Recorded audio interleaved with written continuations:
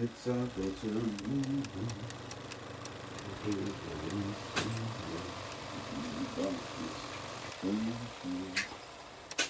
Get on Instagram.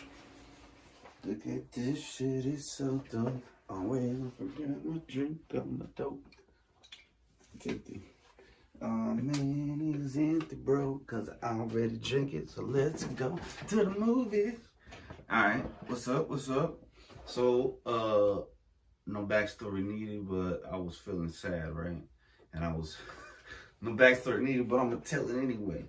I was feeling pretty sad, right? Because I'm a stupid idiot. And I was scrolling through TikTok and I saw a clip of this movie with Mark Wahlberg. And it looked fucking dope. And I looked into it and it was called Deepwater Horizon. Couldn't find it anywhere, but I saw it on YouTube, luckily, for free. So I watched it. And man, it was fire. No pun intended. But I had just gone through like this traumatic event at work. And so this was like kind of putting my life in perspective. Like this ain't shit. What I'm going through ain't shit compared to what these gentlemen went through in the real life. So, I mean, this movie, I never knew who John Malkovich was. I'd always heard the name and stuff, but I didn't know who it was. This movie made me look into that character. Gina Rodriguez, I wonder if she's from Jane the Virgin. Huh. Alright, so Deepwater Horizon, the movie, is a 2016 American biographical disaster film based on the Deepwater Horizon explosion and oil spill in the Gulf of Mexico. Peter Berg directed it from a screenplay by Matthew Michael Carnahan and Matthew Sand. It stars Mark Wahlberg, Kurt Russell, John Malkovich, Gina Rodriguez, Dylan O'Brien, Kate Hudson. Kate Hudson.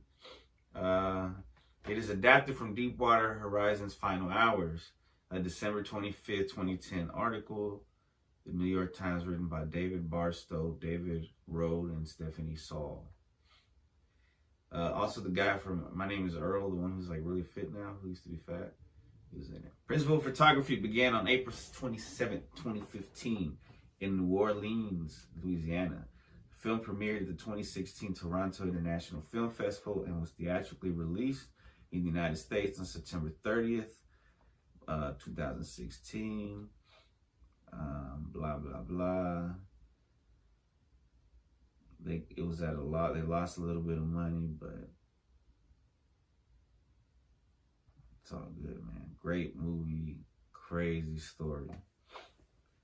So the plot. So on 4/20 of 2010, whoa, and it was just 4/20 a few days ago. Deepwater Horizon, an oil drilling rig operated by a private contractor, Transocean, is set to complete drilling off the coast of Louisiana on behalf of BP. Chief Electronics Technician Mike Williams, and Offshore Installation Manager James, Mr. Jimmy Harrell, are surprised to learn that the workers are assigned to test integrity of recently completed cement work, are being sent home early without conducting a cement bond log, a CBL, at the insistence of BP managers Donald Vidrin and Robert Kaluza. While Mike prepares the drilling team, including Caleb Holloway, Shane Rochto, and Adam Wise, Harrell meets with Vidrin and persuades him to conduct a negative pressure test, which indicates the cement has not properly sealed the well from the high pressure reservoir.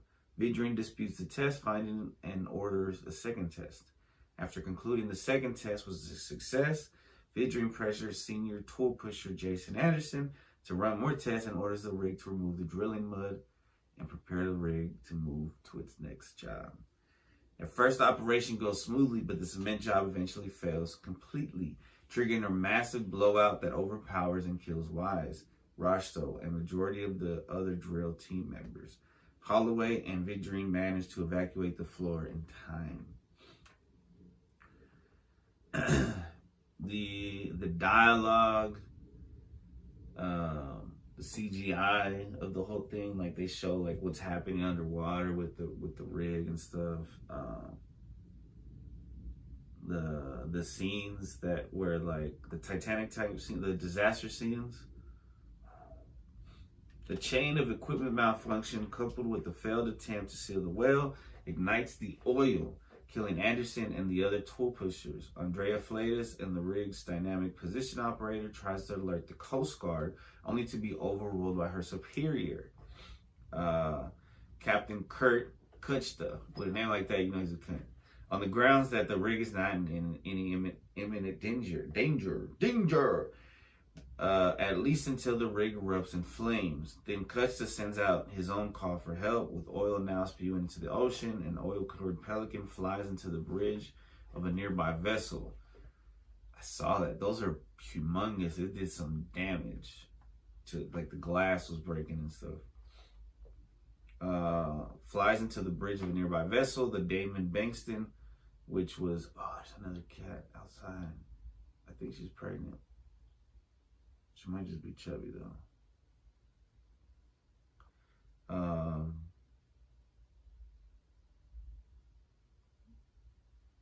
Which is there to collect drilling wood from the well and dies. Yeah, the bird dies there because it's like oiled up. Sending out a rescue team after seeing the rig burst into flames. The vessel heads toward the rig just as the workers begin a frantic evacuation. Harold still alive, although seriously injured in the explosion. Oh my goodness. During the explosion, crazy. Just bringing me flashbacks. The movie was so good. As night falls and burning oil lights up the area, the Coast Guard becomes aware of the incident and sends ships and aircraft to rescue the survivors, who are being ferried in the lifeboats to the Damon Bankston, as it was already on scene to assist with evacuation and rescue. With all the lifeboats full, Mike locates the emergency life raft, but he becomes separated from the rig before he and Andrea can board, causing the latter to suffer a panic attack. Just as the oil in the well itself ignites and destroys the rig, the two jump in the water and are picked up by rescuers, who then ferry them to the Damon Bankston, where the surviving crew mourn their lost crewmen and say the Lord's Prayer. And they included that in the movie. That's pretty tight. Returned home, the workers reunite with their families in the hotel lobby, during which the parents of one of the missing crew members accost Mike, resulting in having a panic attack. Luckily, Mike's family rushed in to comfort him. I know they're mad at him, but he's like, I tried to get them to do the right thing, and they just went all out. Those BP bastards! The film ends with a series of clips showing the aftermath of the disaster, including testimony from the real-life Mike Williams and the revelation that Donald Vidrine and Robert Calusa were the only two people prosecuted for their actions. Both were charged, definitely Fall Guys, because I'm sure their upper-ups were telling them you need to go through with that no matter what. Both were charged with 11 counts of manslaughter. By 2015, these charges were dismissed. Pictures appear of the 11 men who lost their lives before the credits. The movie postscript reads, the blowout lasted for 87 days, spilling an estimated 210 million gallons of oil into the Gulf of, well, now it's Gulf of America, but the Gulf of Mexico at the time. It was the worst oil disaster in U.S. history. Damn. That's when it became the Gulf of America, when it became filled with oil like that, because we fucked it up. So the writing, so March 8, 2011, so it takes a while for these movies to be made. Somebody, Summit Entertainment, Participant Media, and Image Nation acquired the rights. When does Mark Wahlberg get involved? Because I think he's a producer too. So August 19, 2014, casting began. Actor Mark Wahlberg added in the lead role of the film. He plays Mike Williams. Who? Mike Williams, a real-life electronic technician on the Deepwater Horizon oil rig. On March 18th, 2015, Gina Rodriguez was set to play a woman named Andrea Fleitas, who's on the bridge on board the Deepwater Horizon at the time of the blowout, and frantically tried to contact the Coast Guard. On April 10, 2015, Deadline reported that Dylan O'Brien was in talks to play Caleb Holloway, Kurt Russell, joined the film on the same day O'Brien was in talks. Kurt Russell was great in it too. Soon after, John Malkovich, he's great in it. I thought he had that Southern accent for real because of this movie. Because I didn't really see any of his other movies. I'm not that much of a film buff. I just seen like the basics. The basic OG shit. Godfathers, Goodfellas, Scarfaces, Back to the Futures.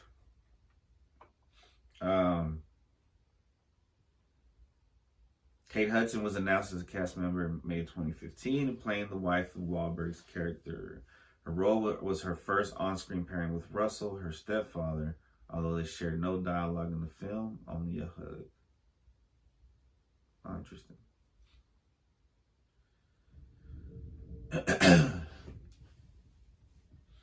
So the production designer Chris Seegers shout out to Chris Seegers, built a 70-foot, 85% scale version of the Deepwater Horizon rig in the parking lot of the abandoned Six Flags New Orleans Park.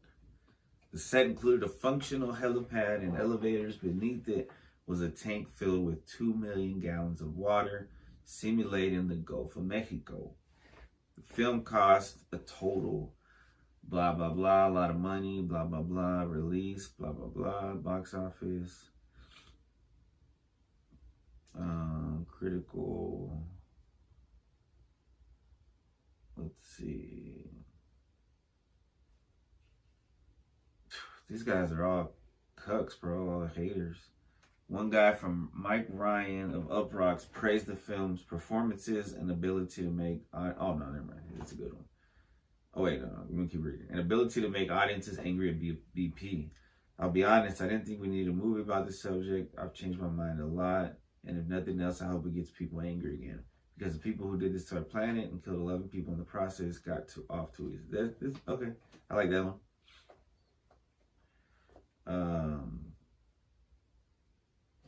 One calls it restrained. But I think it's because it's so families can watch it. Because there's no like blatant sex or blatant blood or anything like that. But it's still good and it's still scary.